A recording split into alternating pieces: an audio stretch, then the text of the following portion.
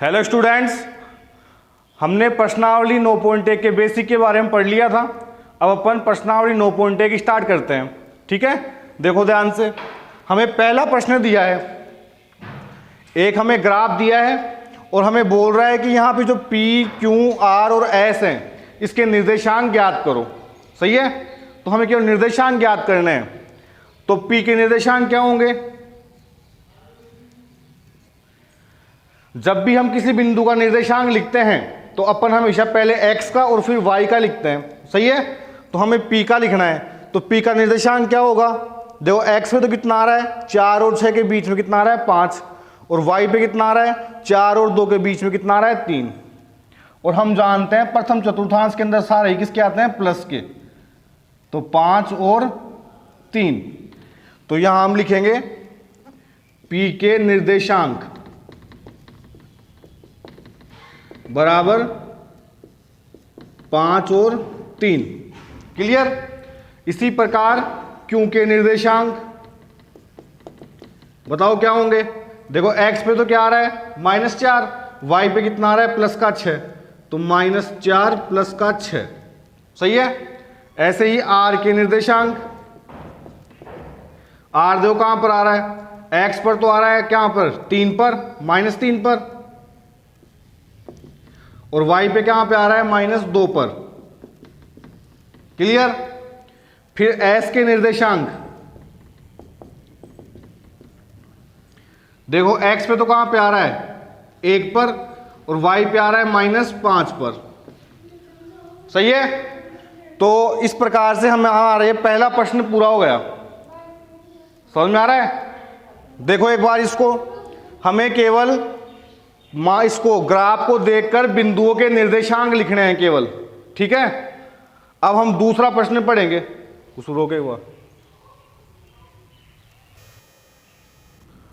देखो दूसरा प्रश्न। पहले प्रश्न के अंदर हमें ग्राफ दिया हुआ था, बिंदु के निर्देशांक दर्शाए हुए थे, तो बिंदु के निर्देशांक निकालने थे। अब की बार हमें बिंदु दे दिया, इसको ग्राफ में दर्शाना है अपने को। सही है। तो देखो बिंदु के अंदर सभी प्लस के और माइनस के सभी मान आ रहे हैं, तो हमें चारों चतुर्थांश बनाने पड़ेंगे।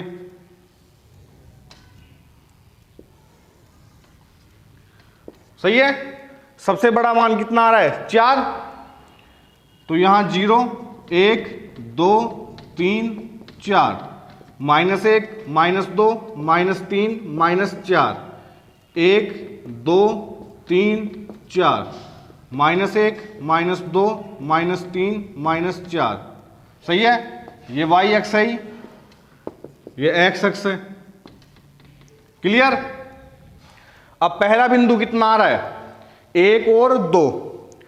तो दोनों ही प्लस के आ रहे हैं, तो प्रथम चतुर्थांश में आएंगे दोनों ही।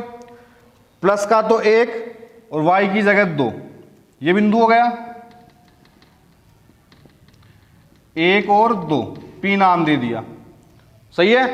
दूसरा बिंदु -1 और 3, x पे तो -1, y पे +3, तो -1 +3, इन दोनों की स्थिति में यहां पर। सही है। -1 और 3, Q नाम दे दिया। सही है। तीसरा बिंदु -2, -4, दोनों ही माइनस के आ रहे हैं, तो तृतीय चतुर्थांश में आएंगे। माइनस का तो 2 x पे और माइनस का 4 y पे, तो इसकी स्थिति में यहां पर -2 -4 मिला दिया, इसको r नाम दे दिया। सही है। दूसरा कितना है, 3 और -2, x पे तो 3 प्लस का और y पे 2 माइनस का, इनकी स्थिति में 3 -2 s नाम दे दिया। सही है।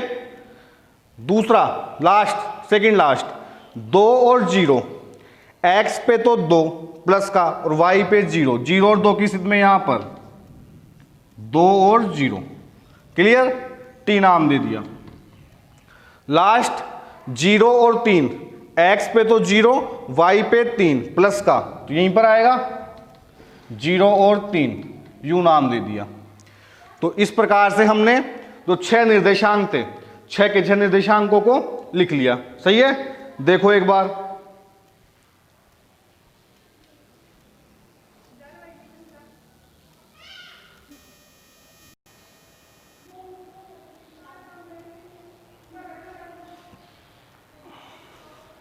अब हमें तीसरा प्रश्न दिया है जिसमें हमें यह बोला है कि OPQR एक आयत है जिसके अंदर से हमें O के, P के और R के निर्देशांक दे दिए और Q के निर्देशांक पूछ रहा है कि आप बताइए।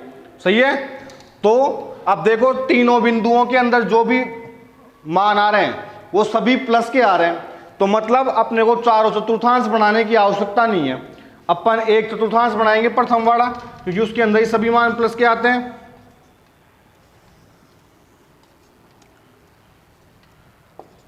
y dash x dash x 0, सबसे बड़ा मान कितना आ रहा है 4, तो 1 2 3 4, 1 2 3 4। सही है। अब देखो पहला बिंदु कितना है 0 0, तो वो मूल बिंदु पे आएगा, वो तो O तो 0 0। सही है। दूसरा P आ रहा है 3 और 0 पर, तो x पे तो 3, y पे 0, तो यहां पे आ रहा है P, 3 और 0 पे क्या आ रहा है P। क्लियर। फिर तीसरा आ रहा है R, 0 और 4, x पे तो 0, y पे 4, यहां पर ही आएगा 0 और 4, ये बिंदु है R। अब हम जानते हैं कि आयत की आमने सामने की भुजाएं बराबर होती हैं, तो ये भुजा तो इसके बराबर होगी और ये भुजा ऊपर वाली के बराबर होगी, तो इस बिंदु को यहां तक बढ़ाना पड़ेगा। सही है। तो ये बिंदु हो गया Q, तो Q के निर्देशांक क्या होंगे, x पे तो 3, y पे 4। सही है। तो इस प्रकार से हमें OPQR एक आयत प्राप्त हुआ जिसके अंदर Q के निर्देशांक क्या है, Q के निर्देशांक क्या है 3 और 4। क्लियर। सही है। अब अगला प्रश्न पढ़ते हैं।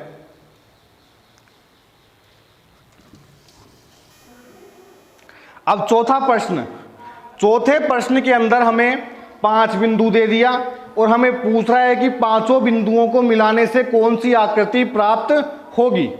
सही है। तो हम क्या करेंगे, हमने वही ग्राफ बनाया पहले तो,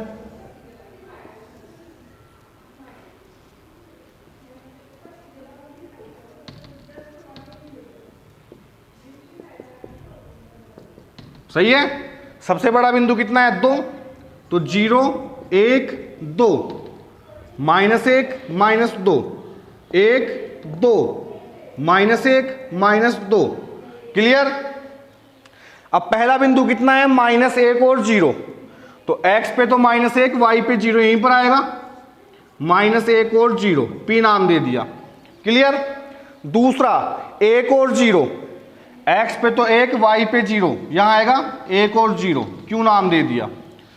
तीसरा 1 और 1, x पे भी 1, y पे भी 1, R नाम दे दिया। सही है। फिर चौथा 0 और 2, x पे 0, y पे 2, यहीं पर आएगा, S नाम दे दिया। क्लियर। लास्ट -1 और 1 दिख रहा है, तो x पे -1, y पे +1, -1 1, T नाम दे दिया। अब सबको मिलाना है, तो हमने सबको मिला दिया, तो सभी को मिलाने से हमें क्या प्राप्त हुआ, 1 2 3 4 5, 5 भुजाओं वाली आकृति क्या बोलते हैं, पंचभुज। तो हम लिखेंगे यहां हमें PQRST एक पंचभुज प्राप्त हुआ।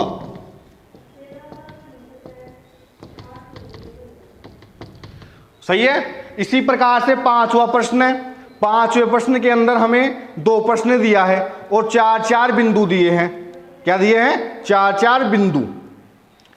जो हमें पूछ रहा है कि चतुर्भुज, उन चारों बिंदुओं को मिलाने से कौन सा चतुर्भुज बनेगा।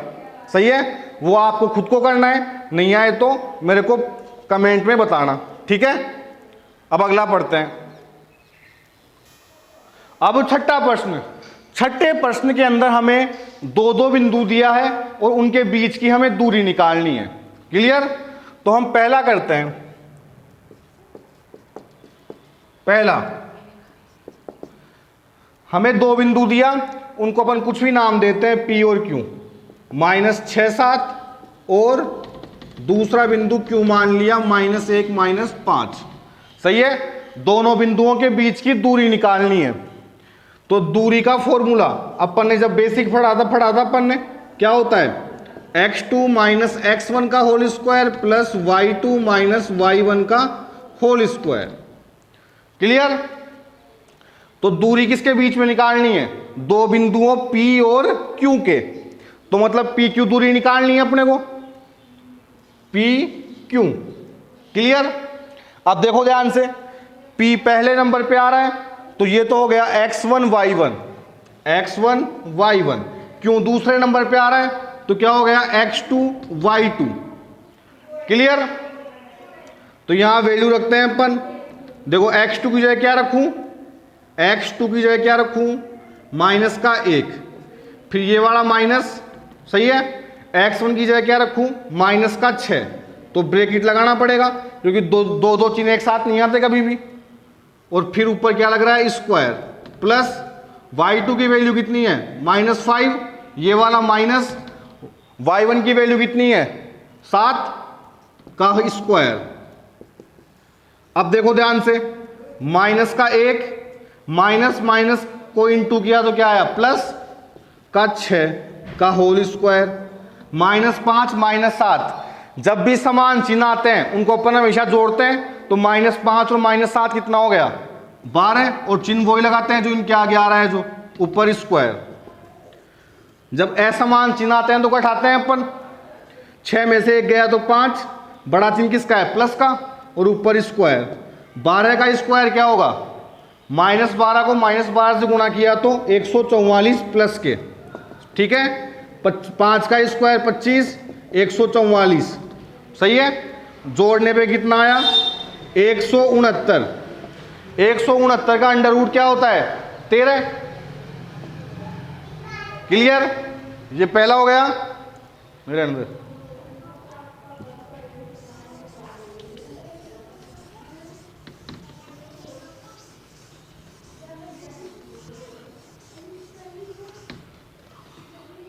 अब दूसरा, वापस वही, पहले बिंदु को मान लिया P, कुछ भी मान सकते हैं, ठीक है ना, और दूसरे को मान लिया Q। ठीक है। वही फॉर्मूला दूरी का, x2 माइनस x1 का whole square plus y2 minus y1 का होल स्क्वायर। क्लियर। दूरी का नाम क्या है, PQ।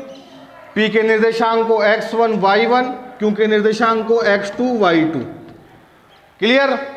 तो x2 की जगह क्या लिखूं, 8, ये वाला फॉर्मूले वाला माइनस, x1 की जगह -1, तो ब्रैकेट लगाना पड़ेगा, ऊपर होल स्क्वायर, प्लस y2 की जगह -2, फॉर्मूले वाला माइनस, y1 की जगह वापस -1 का होल स्क्वायर। अब देखो ध्यान से, माइनस माइनस क्या हो गया, प्लस। सही है, का स्क्वायर, -2 माइनस माइनस क्या हो गया, प्लस 1 का होल स्क्वायर। 8 और 1 कितना हो गया, 9 का स्क्वायर, -2 में से 1 गया तो -1 का स्क्वायर। क्लियर। 9 का स्क्वायर 81, -1 का स्क्वायर प्लस का 1, तो 81 और 1 82। सही है। 82 का अंडर रूट होता नहीं है तो यहीं पे छोड़ देंगे। ठीक है, रोके हुआ। आज के लिए इतना बहुत है और अपन कल पढ़ेंगे। ठीक है, थैंक यू।